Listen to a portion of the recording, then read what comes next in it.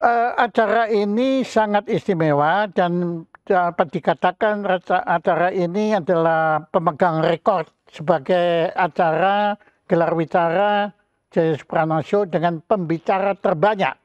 Karena tidak kurang dari 3 narasumber menjadi tokoh hari ini dan temanya pun dahsyat sekali, temanya panjang sekali juga. Itu masuk rekor ya. Di balik fakta mimpi indah, berkulit putih, berbahaya namun bercahaya. Sorry, di balik kata mimpi indah berkulit putih bercahaya namun berbahaya, bukannya terbalik, bukan berbahaya tetapi bercahaya. Nah ini menarik sekali, tapi sebelum saya bertanya juga ada hal yang menarik karena 3 tamu kita tiga-tiganya dokter dan spesialis kelamin dan kulit atau kulit dan kelamin. Nah, sebelum kita masuk ke acara temanya, saya dari dulu tanya, kulit kita kan ada di mana-mana ya, kan juga kuping ini ada kulitnya, hidung ada kulitnya. Lah kenapa kok spesialis kulit itu selalu dikaitkan dengan kelamin? Tok.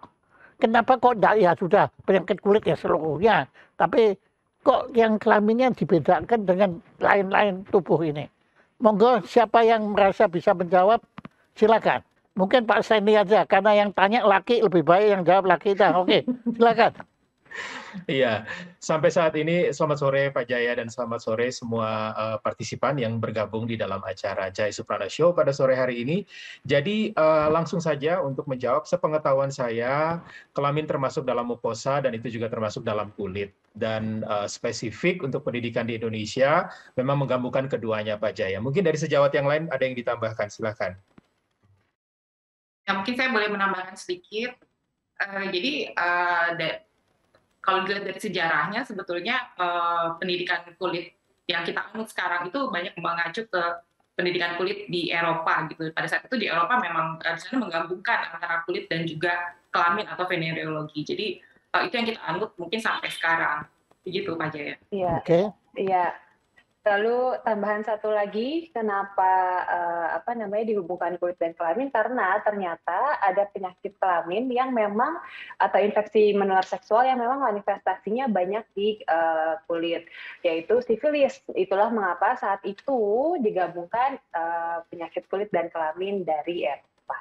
Seperti itu Pak Jaya. Terima kasih ya, terima kasih. Tapi jawaban yang paling yang paling bisa diterima adalah ya karena di Eropa yang merupakan sumber ilmu pengetahuan ini itu adalah begitu, maka kita mengikutinya. Tapi oke, sekarang kita bicara tentang di balik fakta mimpi indah berkulit putih bercahaya namun berbahaya. Nah, ini di balik fakta oke. Mimpi indah oke. Tetapi kenapa kok mimpi indah dikaitkannya dengan berkulit putih? Karena saya lama tinggal di Eropa, teman-teman saya itu kalau nganggap kulit putih itu nggak indah. Ya, yang indah itu justru yang seperti di Indonesia, yang coklat, bahkan kadang-kadang sampai hitam karena betul-betul mereka sangat mengagumi dan menganggap keindahan kulit itu adalah yang bukan putih. Nah, kenapa kok Anda memilih tema ini dengan mimpi indah berkulit putih? Silakan. Ya, sebenarnya begini Pak Jaya, hal yang terjadi di negara, khususnya di negara Asia, banyak sekali para pengguna kosmetik itu memang menganggap bahwa standar kulit putih itu sesuatu yang terlihat lebih menarik, lebih superior, dan akhirnya banyak yang berlomba-lomba ingin memiliki kulit yang putih karena pemahaman yang tadi atau pemikiran yang tadi. Nah, itu juga didukung oleh industri yang benar-benar juga menyediakan berbagai macam produk dengan segala janji manis yang memberikan efek kulit bisa lebih putih untuk menjawab setiap keinginan dan mimpi daripada konsumen yang paling banyak itu wanita dan wanita di usia produktifnya gitu. Kalau mau lihat dari sisi sejarah ya ini kembali ke zaman dulu yang menganggap bahwa kulit putih itu identik dengan superioritas gitu ya. Jadi orang yang lebih punya power, punya kuasa gitu. Nah, khusus untuk daerah Asia, kulit putih justru kebalikan Pak Jaya dengan yang tadi Pak Jaya sampaikan. Untuk area Asia itu menganggap bahwa putih itu lebih bagus Pak Jaya. Putih itu lebih menarik, lebih untuk wanita itu lebih cantik, terlihat lebih apa ya ya segala-galanya gitu. Untuk itu banyak yang berlomba-lomba untuk memiliki kulit yang terlihat lebih putih, lebih cantik, namun akhirnya ada juga yang karena sudah mau secepat mungkin dapat mendapatkan kulit tersebut sampai tidak melihat pemakaian jenis kosmetik yang dipakai gitu, yang ternyata banyak ditemukan mengandung bahan-bahan berbahaya. Oke, saya percaya sama Dr. Stanley. Cuma kembali lagi, kalau ini kan sesama laki, ya lebih baik saya sekarang mendengar pendapat dokter kita yang cantik-cantik dan putih-putih itu tadi. Silakan. Dr. Jen mungkin mau duluan? Silakan, Dokter. Silakan, Dr. Rudi. Ya, baik. Jadi sebetulnya saya percaya ini ada pengaruh juga dari media mainstream ya, yang kalau kita bicara nggak hanya di masa modern sekarang, tapi sudah dari dulu gitu. Media ini kan ikut membentuk apa itu definisi tentang cantik yang sudah terbentuk dari dulu oleh media. Itu akhirnya hal itu seiring waktu berjalan, itulah yang dianut, itulah yang dipercaya oleh masyarakat bahwa cantik itu berarti putih. Begitu, apalagi di era sekarang di mana informasi sangat mudah kita dapatkan. Ya, saat ini tantangannya bukan lagi mencari informasi, tapi tantangannya adalah bagaimana memilah informasi yang benar. Begitu. Jadi demikian Pak Jaya. Terima kasih. Wah, dari ya, Anda ternyata seorang ahli komunikasi juga, hebat sekali. Nah, silakan Dokter Inneke ya, yang satu dari. Iya. Terima kasih Pak Jaya. Kalau ini justru saya mungkin kebalikan dari kebanyakan pasien di Indonesia, justru saya kepinginnya kulit saya agak ngetan sedikit nih, karena putih banget sehingga kadang-kadang kelihatan pucat gitu, seperti kurang sehat gitu ya.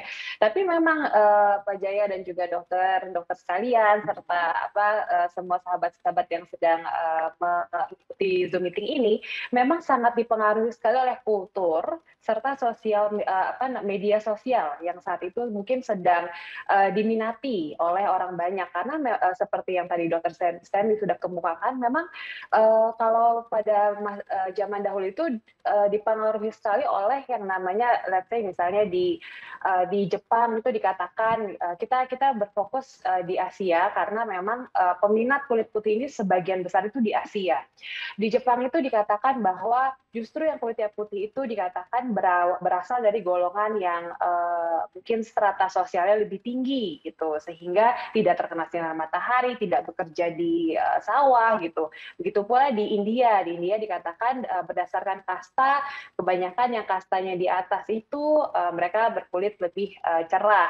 Namun seiring dengan berjalannya waktu di negara-negara Caucasian itu juga banyak sekali yang sekarang itu meminati tanning gitu, sehingga di Indonesia pun terbagi nih, ada yang minatnya itu memang kulitnya coklat, ada yang minatnya itu kulitnya putih cerah seperti misalnya film-film drama Korea.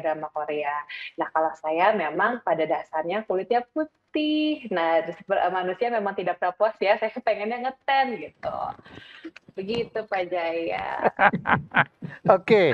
Nah, oke, jawaban yang saling melengkapi dan menurut saya indah sekali. Nah, tapi kan Anda bertiga ini kan semua dokter.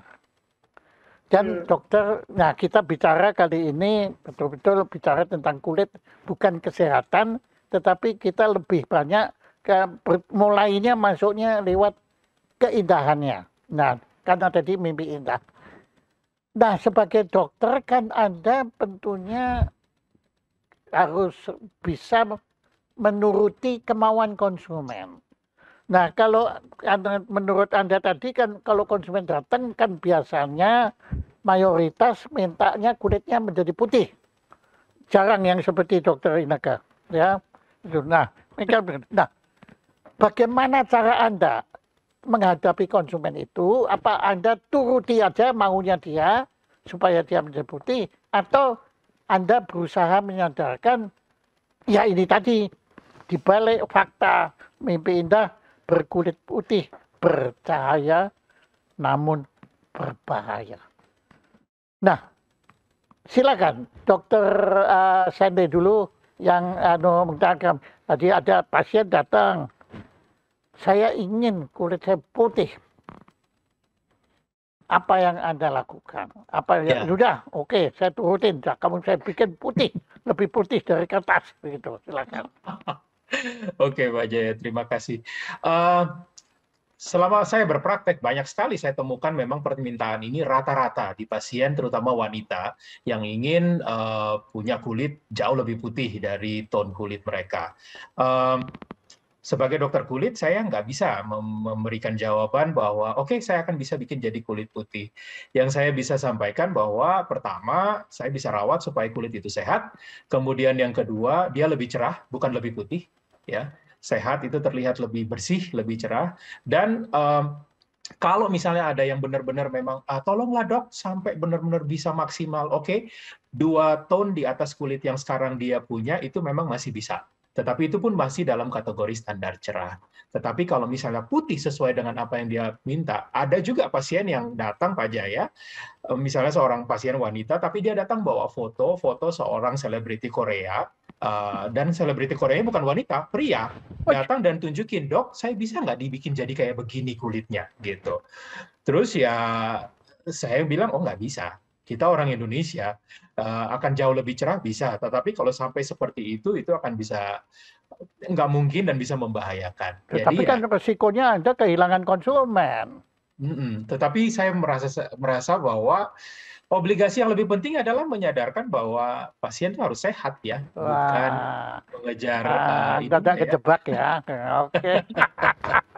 Oke, bagus sekali. Nah, jadi rupanya yang berdosa itu Korea ya, yang bikin kacau kita ini ya. Ya dari tadi Korea sudah sebut berapa kali di sini. Cuma tadi Dokter Inaka menarik sekali tentang Jepang.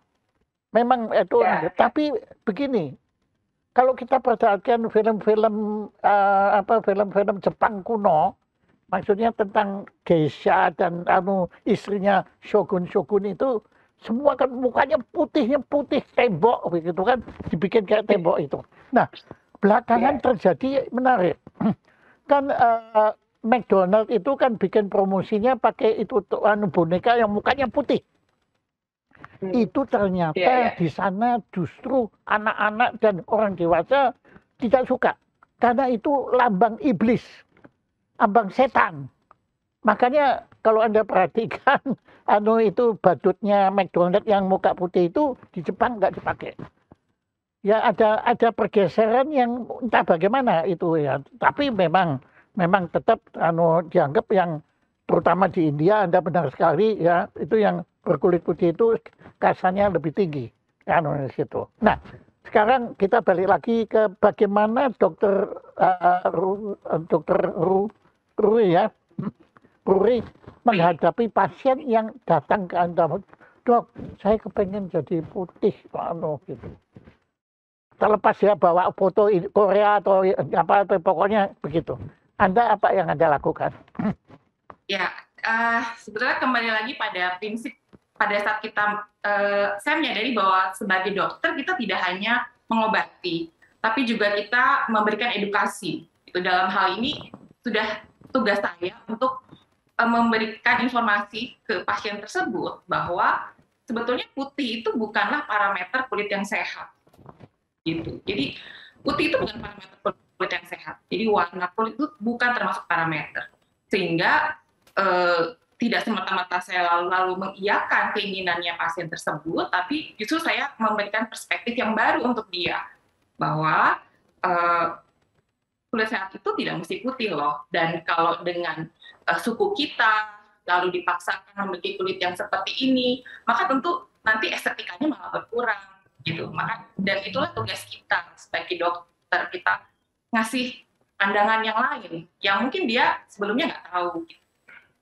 Nah, oke, tapi kemudian pasien nggak apa-apa, biarin saya sakit, yang penting cantik. Nah, gimana? Ya, tentu saya memang ada beberapa agent yang bisa membantu untuk membuat warna kulit menjadi lebih cerah, tapi tetap harus memberitahu apa aja sih efek samping yang bisa timbul kalau hal itu dipaksakan. Demikian, jadi putih nggak berarti kulit sehat. Iya. Dan saya akui, saya kan penderita psoriasis, itu saya perhatikan justru kulit-kulit saya yang terkena psoriasis ini setelah mengulas itu warnanya putih. Jadi itu yang nggak sehat justru. Jadi Anda benar. Ya. Anunya. Ya oke. Ya oke. Dan ya sudah saya terima aja anunya. Saya tidak seputih yang tadi yang sakit itu. Oke. Dokter Ineke, silakan. Iya. Terima kasih. Jadi Pak Jaya, jadi biasanya approach saya kepada pasien yang demikian itu saya pasti akan tanyakan dulu sih, maksudnya ingin putih itu bagaimana gitu.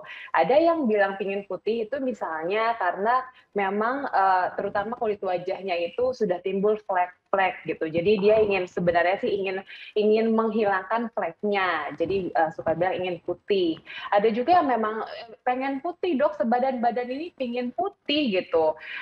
Kemudian biasanya sih saya akan tanyakan, memang awal kulitnya itu warnanya seperti ini, atau ini habis berjemur atau aktivitas apa sehingga mungkin tone warnanya akan menjadi lebih gelap. Dia ingin tone warnanya sudah seperti itu saat datang, terus dia mengatakan ingin putih, itu biasanya akan saya ajak untuk yuk kita lihat sama-sama kulitnya seperti apa. Karena satu, kadang-kadang yang terlihat itu justru bukannya kulitnya itu gelap, tapi yang harus diperbaiki adalah mungkin kulitnya itu kering sehingga tampak kusam. Jadi warna kulitnya itu sebenarnya sudah bagus gitu ya, tapi sudah tone-nya sudah seperti yang dia inginkan, cuma karena kusam, kering, jadi terlihat tidak bercahaya, tidak glowing seperti itu. Kemudian yang kedua juga seperti yang tadi Dr. Wuri katakan bahwa, dan juga Dr. Seni, bahwa sebenarnya yang harus dilihat lagi adalah aspek kulit sehat. Jadi kulit sehat itu ditandai dengan kulitnya itu terlihat cerah gitu ya. Kemudian juga tidak ada kemerahan, tidak iritasi, sehingga kalau misalnya ada tanda-tanda seperti itu, saya ajak untuk yuk kita coba untuk fokus menyehatkan kondisi kulit terlebih dahulu.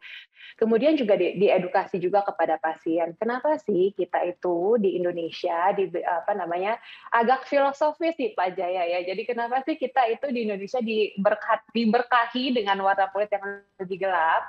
Karena di Indonesia itu matahari bersinar terus sepanjang tahun, dan pigmen melanin kita ini yang memberikan warna di kulit berupa warna kecoklatan gitu ya, itu memberikan efek proteksi terhadap sinar matahari. Karena sinar matahari oke lah memiliki efek baik kepada kesehatan kita secara umum, tapi paparan berlebihan juga dapat memberikan efek buruk, seperti contohnya cepat aging, kulitnya itu cepat mengalami penuaan. Itulah kalau kita perhatikan kenapa justru kulit Caucasian gitu ya, kulit-kulit orang yang warnanya lebih putih, kalau terkena sinar matahari terlalu sering itu lebih mudah mengalami keriput, lebih mudah mengalami kerutan dibandingkan dengan kulit orang Asia atau orang Indonesia. Jadi saya edukasi terlebih dahulu. Namun kalau misalnya pasiennya kekeh, saya nggak mau tahu dok, saya mau lebih putih, pokoknya saya mau putih kayak tembok. Nah, sebelum Pak Jaya nanya, saya udah jawab dulu. Jadi saya akan bilang, jadi saya akan memberikan edukasi sebaik-baiknya, fungsi melaninnya itu apa, kemudian juga yang kita bisa lakukan terhadap kulit kusam adalah step-stepnya memperbaiki kualitas kulit. Tapi kalau Anda ingin yang seperti itu, mohon maaf, mungkin saya tidak bisa membantu. Oh ya? Jadi Anda bisa Iya, saya akan mengatakan begitu karena saya ingin saudara, misalnya pasien tersebut mengetahui bahwa yang penting itu kulit kita sehat terlebih dahulu. Nanti let's say sudah sehat, kita lihat nih apa yang kita bisa perbaiki lagi, dan ketahuilah bahwa pigmen di kulit itu sebenarnya memiliki fungsi tertentu, dan memang kalau secara genetik dia sudah pigmennya di stage itu ya memang sulit sekali untuk dirubah tanpa compromise kesehatannya secara umum gitu, Pak Jai. Wah, tadi saya sangat terkesan bahwa Anda akhirnya kalau Anda mengaku Anda tidak bisa memenuhi harapannya menjadi putih seperti tembok itu ya. Jadi Anda tidak resiko kehilangan konsumen, Anda siap hadapi, ya? Sebenarnya sih saya ingin masyarakat Indonesia mengerti sih Pak bahwa sehat itu sangat penting. Jadi kalau ingin memperoleh sesuatu yang mungkin sifatnya estetik, jangan abaikan sisi kesehatannya seperti itu. Hebat.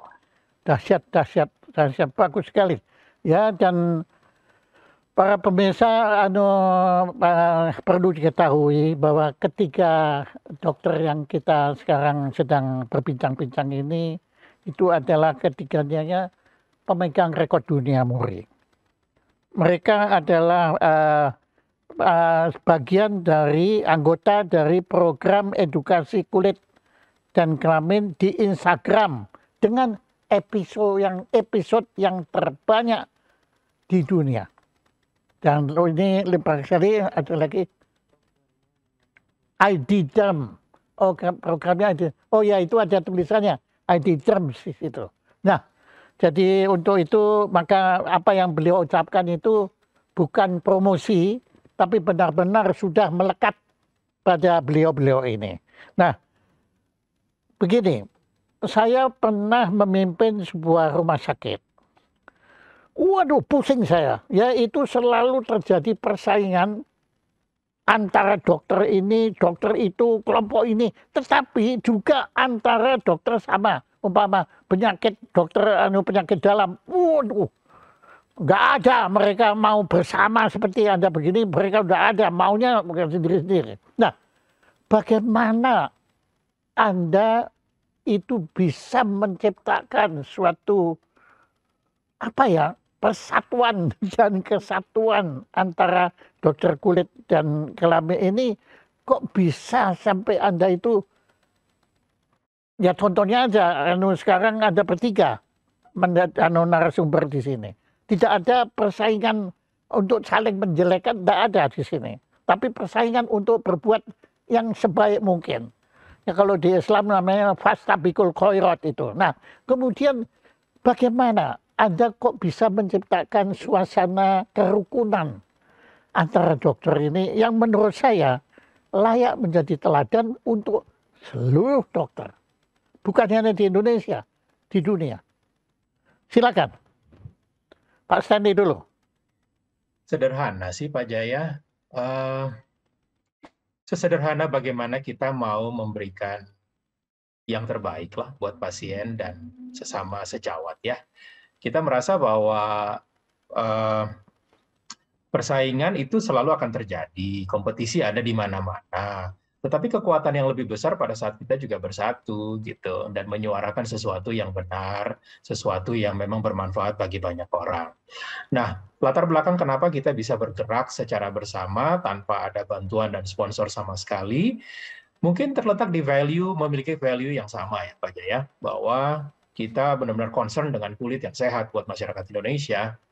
Dan di saat yang bersamaan kita juga melihat bahwa banyak sekali saudara-saudara kita sebangsa ini juga menjadi korban dari kosmetik-kosmetik yang berbahaya, yang beredar di masyarakat tanpa izin, tetapi karena harganya murah jadi diserbu dengan luar biasa. Hasilnya memang instan, terlihat sangat cepat, terlihat sangat wow, punya wow factor yang luar biasa, sehingga dari word of mouth dari satu pasien ke pasien lain itu bisa berlangsung dengan sangat cepat. Tetapi pada at the end of the day, terjadi banyak kerusakan yang tidak saja sifatnya hanya lokal di kulit, tetapi juga membahayakan kesehatan secara menyeluruh, mulai dari sistem saraf, ginjal, dan lain-lain. Nah, itu menjadi salah satu latar belakang kenapa kita harus bisa, walaupun sekelompok kecil, tetapi sekelompok kecil yang membuat eko yang cukup bisa didengar bahwa ini nggak bisa berlangsung secara terus-menerus.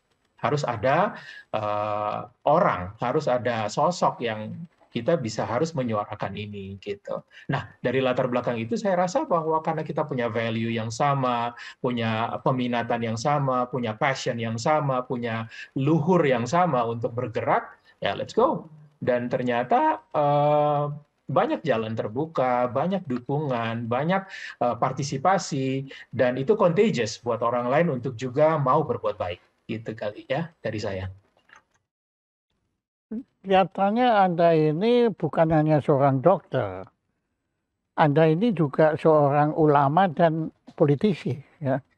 Cara Anda ngomongnya itu tadi, waduh, itu kandungan filsafatnya dahsyat sekali ya, tadi itu. Ya, oh luar biasa. Nah, saya tinggal sekarang coba saya minta ini jangan-jangan Dr. Stanley ini bohong. Makanya saya tanya kepada Dr. Inaka. Silakan. Oke, silakan. Aduh Pak, saya tuh speechless langsung sudah. Ya, tapi memang itu betul sekali yang dikatakan Dr. Stanley. Semua sudah tersampaikan oleh Dr. Stanley dengan sangat indahnya. Tapi jadi itu memang itu bercahaya bercahaya dan tidak berbahaya ya tadi itu. Tidak berbahaya, iya. Saya senang sekali Pak Jaya bisa bertemu dengan Dr. Stanley karena ya itu visi untuk saling membangun, saling support karena memang setiap orang memiliki kelebihan masing-masing yang bisa saling melengkapi, setiap orang memiliki keterbatasan masing-masing sehingga dengan kita kolaborasi itu saya yakin akan lebih banyak hal baik yang bisa yang bisa dilakukan. Terima kasih, Dr. Ruri. Kami mohon pendapat Anda, statement Anda. Silakan. Ya, sepakat dengan apa yang sudah disampaikan Dr. Stanley dan Dr. Ineke Jane. Pada dasarnya tentu intinya adalah memberikan yang terbaik untuk pasien. Dan dalam hal ini pasien kan tidak hanya butuh obat, tapi dia juga butuh informasi yang benar. Dan inilah tugas kita dokter kulit di Indonesia untuk menyampaikan informasi itu. Dan untuk menjangkau sekian ratus juta masyarakat Indonesia dari timur sampai barat, kita tidak bisa melakukan sendirian. Jadi, makanya kita perlu kolaborasi dan mengajak seluruh sejawat juga yang punya visi yang sama dengan kita agar pesan itu bisa tersampaikan dan dokter kulit Indonesia punya kontribusi. Jadi sebetulnya simpel sih Pak Jaya. Dan tentunya tidak semua sejawat yang memang betul-betul punya visi yang sama dengan kita lah yang bisa jalan bareng. Apakah Anda punya, kan tadi dikatakan itu bisa berbahaya, ya saya cuma bayangkan berbahayanya cuma saya bayangkan Anda punya contoh nggak? Siapa tahu jarang ada contoh foto, tentunya tidak menampilkan manusianya, tapi contoh kulit yang rusak akibat tadi penanganan yang tidak benar. Silakan. Oke. Mungkin nanti Dr. Jane atau Dr. Ruri bisa tolong cari di katalog yang ada. Tapi kalau boleh sih saya terangkan sedikit, boleh ya Pak Jaya ya? Silakan. Kenapa sampai berbahaya untuk to die for kulit yang bercahaya. Nah, ternyata tuh memang banyak ditemukan oleh rekan-rekan kita di BPOM Pak Jaya bahwa masih banyak ditemukan bahan-bahan kosmetik yang tidak memiliki label izin daripada BPOM yang mengandung bahan-bahan yang sangat berbahaya untuk tidak hanya kesehatan kulit tetapi kesehatan secara sistemik. Nah, ternyata ditemukan itu bahan-bahan kosmetik itu adalah bahan-bahan untuk memberikan kulit yang putih atau mencerahkan kulit atau memutihkan kulit dalam waktu yang sangat cepat dan instan. Nah, pada temuan-temuan yang didapatkan oleh rekan-rekan di BPOM, ternyata banyak sekali produk-produk kosmetika untuk mencerahkan wajah itu mengandung bahan-bahan seperti merkuri dan lain-lain yang memang sebenarnya tidak ada yang salah dengan merkuri ini, karena ada juga takaran ya atau dosis yang memang disetujui untuk berbagai macam keperluan untuk cleansing atau janitorial atau yang lainnya itu ada takarannya. Nah, dalam kosmetik sendiri itu juga ada takarannya tapi sangat-sangat rendah. Nah, yang ditemukan di masyarakat itu ratusan, ribuan, bahkan ratusan ribu kali lipat yang ada di dalam bahan-bahan kosmetik itu. Yang mana memang dia akan berfungsi. Nah, contohnya seperti merkuri yang ditemukan di berbagai macam kosmetik. Secara regulasi harus di bawah 1 ppm, itu angkanya. Nah, ternyata ditemukan di dalam bahan-bahan kosmetik itu ratusan ribu, belasan ribu dari sampai ratusan ribu kali ppm ditemukan. Fungsi merkuri itu sendiri sebenarnya menghambat pigmentasi ya sistem melanin kita. Akhirnya kulit menjadi jauh lebih bersih, putih dalam waktu yang cepat. Tetapi dalam multifold, dalam beberapa ratusan ribu kali konsentrasinya, itu tidak saja ya betul dia memberikan kulit yang lebih bercahaya, putih, tetapi dia juga dalam akumulasi tertentu akan membahayakan otak, jantung, ginjal, kemudian membahayakan sistem persyarafan dan mata, dan tidak saja untuk orang yang menggunakannya. Bahan yang sama pada saat dia mengalami penguapan atau evaporasi itu akan dihirup oleh orang sekitarnya dan membahayakan orang sekitarnya juga. Contohnya, ada ibu rumah tangga yang menggunakan, tapi di dalam rumahnya ada suami, anak, istri, bahkan mungkin bayi, dalam exposure yang cukup lama, contohnya dalam bahan merkuri ini, itu bisa membahayakan sekeluarga. Nah, itu yang menjadi suatu potensi yang berbahaya dalam penggunaan kosmetik yang tidak terdaftar, tidak register, dan setelah ditemukan ternyata mengandung kandungan berbahaya. Dr. Jane. Iya, terima kasih. Jadi kalau saya sebenarnya untuk pemutih itu banyak sekali yang belakangan ini ditarik oleh BPOM dikatakan mengandung bahan yang berbahaya. Sebenarnya sangat disayangkan ya kalau misalnya hidroquinon dan steroid itu kebanyakan adalah bahan aktif yang ditarik oleh BPOM dari sekian banyak krim-krim yang beredar di masyarakat. Sebenarnya sangat disayangkan mengapa saya katakan demikian, karena hidroquinon sendiri merupakan first line atau lini pertama untuk penanganan bercak kehitaman atau juga untuk pemutih sebenarnya. Namun kalau misalnya digunakan secara bebas tanpa supervisi dokter memang tidak disarankan, dan memang dari BPOM sendiri itu meletakkan hidroquinon dan steroid itu sebagai obat yang harus di bawah pengawasan dokter. Jadi dia itu sebenarnya bukannya tidak boleh digunakan, tetapi dia itu boleh digunakan hanya dengan pengawasan dokter. Sehingga hal ini sangat berdampak sekali kepada praktek dokter-dokter sekalian. Seringkali pasien datang berobat itu menanyakan, "Dok, saya mau ini dong putih, atau misalnya saya mau pemutih dong untuk flek-flek di wajah saya, tapi saya nggak mau ya dok ada hidroquinonnya," gitu. Padahal itu adalah obat pertama untuk menangani bercak kehitaman atau untuk sebagai obat pemutih lah istilahnya seperti itu. Tapi memang jika digunakan jangka panjang tanpa supervisi dokter, contohnya berikut mungkin ada beberapa gambar yang bisa ditampilkan dari ya. Namun saya izin untuk saya memerlukan waktu ya untuk share screen ini. Mungkin nanti Dr. Ruri juga bisa bantu untuk menjelaskan sedikit dari sisi Dr. Ruri, mungkin pernah juga menemukan di prakteknya sendiri. Jadi untuk hidroquinon sendiri dapat timbul yang namanya ochronosis. Jadi yang tadinya harusnya wajahnya putih gitu ya, lebih bersih gitu ya, tapi yang ada malah justru timbul bercak-bercak kehitaman, bintil-bintil kehitaman di wajah. Kemudian juga steroid itu seringkali digunakan Sebenarnya steroid sendiri merupakan obat untuk mengatasi iritasi atau radang pada kulit.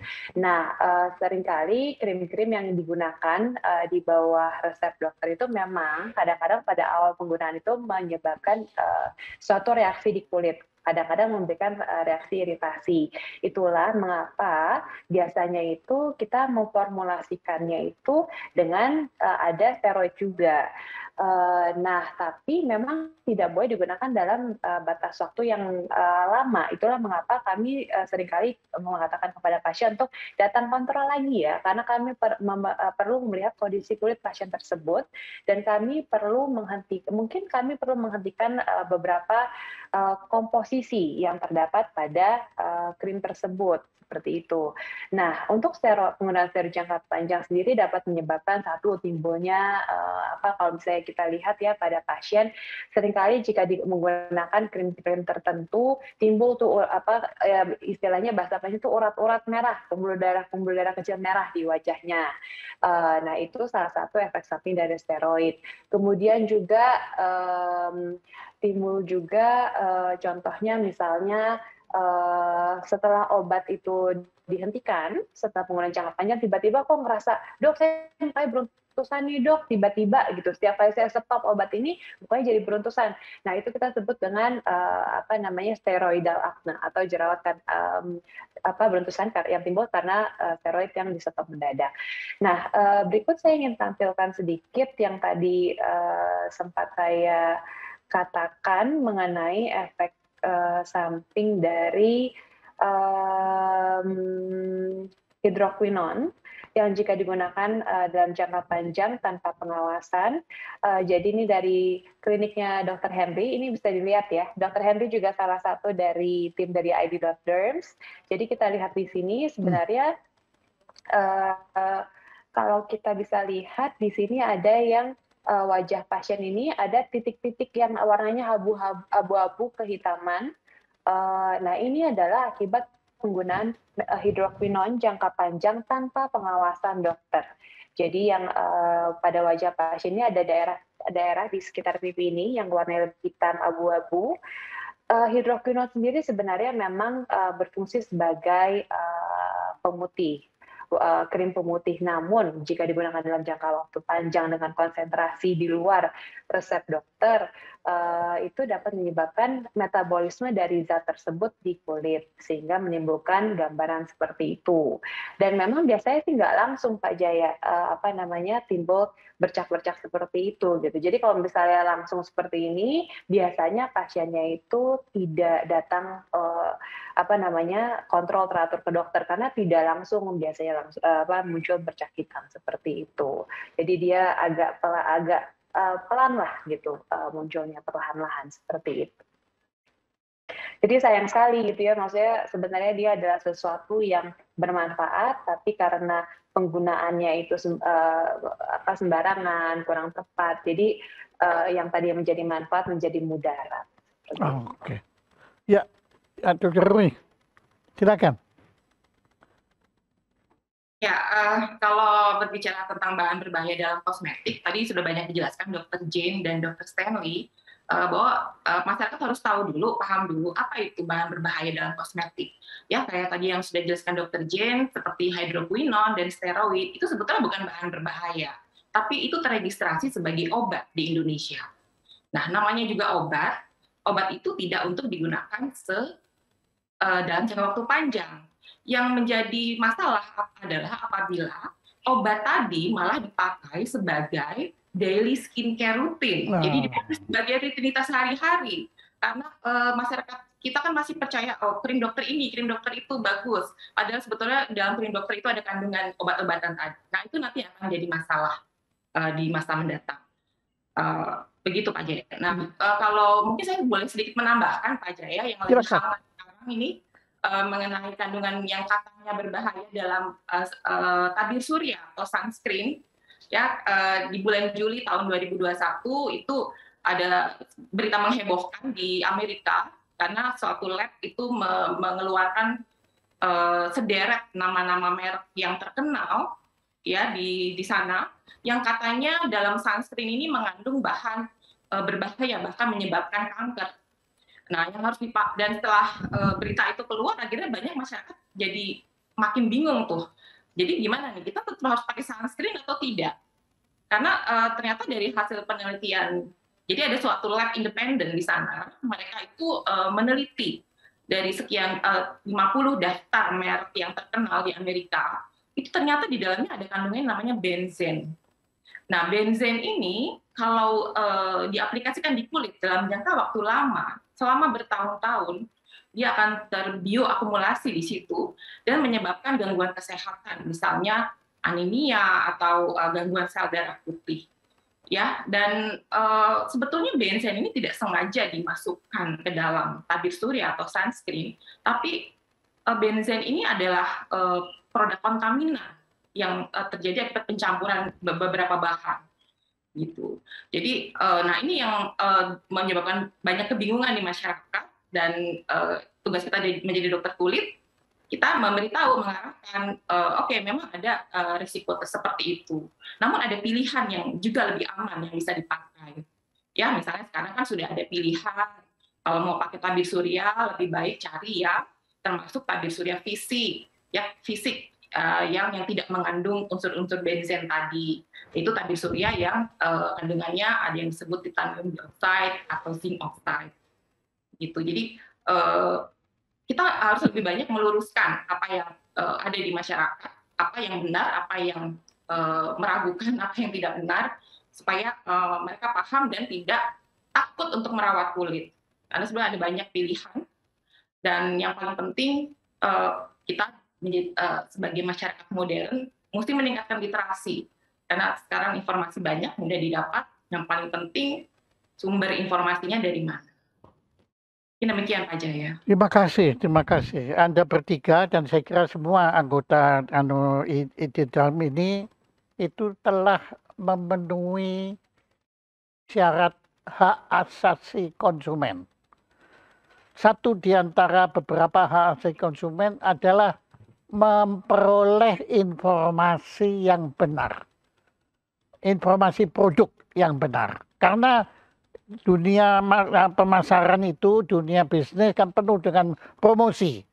Kalau promosi kan selalu membesar-besarkan sesuatu yang sebetulnya tidak ada, diadakan, kemudian selalu memberi janji-janji manis. Nah, saya perhatikan Anda telah melakukan gerakan konsumerisme, yaitu gerakan melindungi kepentingan konsumen. Dan untuk itu saya atas nama konsumen bangsa Indonesia mengucapkan terima kasih. Anda telah berjasa. Anda telah berjasa. Itu saya berani mempertanggungjawabkan penghargaan kami dan pengobatan kami. Nah, hanya waktu yang membatasi kita. Tolong Anda ceritakan, kan sains kesehatan kan berkembang terus. Setiap hari berkembang terus. Saya yakin sains kesehatan kulit juga pasti berkembang. Menurut Anda, apa yang sekarang itu sedang dikembangkan di ilmu kesehatan kulit? Silakan. Dr. Sene. Yang sedang dikembangkan banyak sekali Pak Jaya. Ya, mulai dari yang saat ini sedang digalakan adalah bagaimana menggunakan stem cell untuk perbaikan daripada kualitas kulit itu sendiri. Berbagai macam sumber daripada stem cell itu juga banyak sekali sekarang tersedia, yang awalnya diwakili untuk kepentingan beberapa kondisi penyakit secara sistemik, tetapi saat ini juga berkembang untuk anti-aging, untuk kulit manusia. Apakah asalnya dari human placenta, kemudian dari sel adiposa lemak daripada manusia itu sendiri yang diolah kembali dan menghasilkan sesuatu yang berguna untuk peremajaan kulit, dan juga dari sel darah yang diambil, kemudian diproses dan dihasilkan satu bentuk yang dikenal dengan nama growth factor, ataupun juga ada beberapa bentuk stem cell lain yang saat ini sedang dikembangkan. Idenya itu memang berjalan beriringan dengan perkembangan bagaimana mencari solusi untuk menghadapi kanker. Tetapi ternyata dalam pencarian dan pengembangannya itu juga melibatkan atau mempunyai benefit juga untuk perkembangan di dalam bidang kulit. Untuk hal-hal kecil lainnya saat ini sudah begitu banyak dikembangkan. Kalau tadi kita berbicara tabir surya, nanti akan mendatang di saat mendatang akan tersedia berbagai macam pilihan yang tidak saja dioleskan tapi juga bisa dikonsumsi secara oral, sunblock yang diminum untuk melindungi kulit gitu ya. Kemudian saya mendengar atau pernah membaca juga yang masih menjadi satu penelitian bagaimana mengubah uban untuk menjadi hitam kembali. Tetapi itu masih under research gitu. Pernah ada satu perusahaan besar yang kita tahu yang bergerak di dalam dunia kosmetik juga mengembangkan hal tersebut, tapi masih datanya masih lebih banyak empirical, masih perlu banyak pembuktian, dan ternyata isinya dari konsumsi dari produk yang dikonsumsi itu ya antioksidan biasa yang lebih ke arah preventing supaya tidak beruban atau rambutnya ini, tapi belum sampai ke mengembalikan uban menjadi hitam lagi. Itu mungkin dari saya, Pak Jaya. Mungkin teman-teman lain kira-kira saya kira yang tadi Anda ceritakan semua itu Anda benar sekali, cuma yang belakangan kelihatannya yang terakhir tadi Anda tidak butuh ya, karena Anda sengaja mengubankan rambut Anda supaya tampak tampan kan di sini. Ya masa Anda mau dibalikkan lagi ke hitam, nanti kan jadi jelek nanti. Kalau ini sih sudah pasrah Pak Jaya, saya sudah tidak berupaya lagi untuk jadi hitam apakah lagi. Itu bukan rekayasa? Oh enggak, ini uban asli. Wah, original. Keren, bagus sekali. Kayak bintang film dulu Jeff Chandler itu. Wah, rambutnya keren. Ya, salah satu mimpi saya jadi bintang film. Enggak, saya bercanda aja. Oke, aduh Dr. Ruri, silakan Dr. Ruri. Ya, Pak Jaya. Jadi kalau apa yang sedang berkembang saat ini di dunia juga adalah penerapan digitalisasi di bidang kesehatan, Pak Jaya. Wow. Ya, juga terutama di era pandemi yang semakin mendukung hal itu, termasuk juga telemedicine sekarang sudah berjalan. Yang dulu kita pikir nggak mungkin ya dokter pasien gitu konsultasi jarak jauh, tapi ternyata saat pandemi itu mungkin sekali.